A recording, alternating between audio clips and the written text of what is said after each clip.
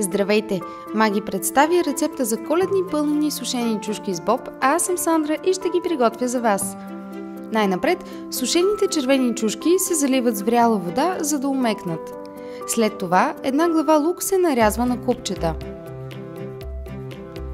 В дълбока тенджера се сгорещяват няколко супени лъжици олио и се поставя нарязаният лук, задушава се под капак до умекване.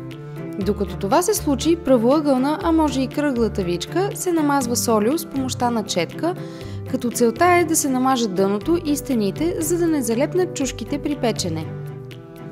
Задушеният лук се разбърква и към него се добавят чубрицата и червеният пипер и всичко се разбърква старателно. Добавят се 2 чайни чаши сварен боб, като може да се използва и боб от консерва. Плънката за чушките се разбърква много добре и се овкусява с 2 супени лъжици маги вълшебен вкус 10 зеленчука. Плънката отново се разбърква и след минута се отстранява от котлона. Оставя се за 10 на минути да се охлади. След това сушените червени чушки се отцеждат от водата и се напълват с плънката от боб и лук. Това се прави най-лесно с помощта на чайна лъжичка.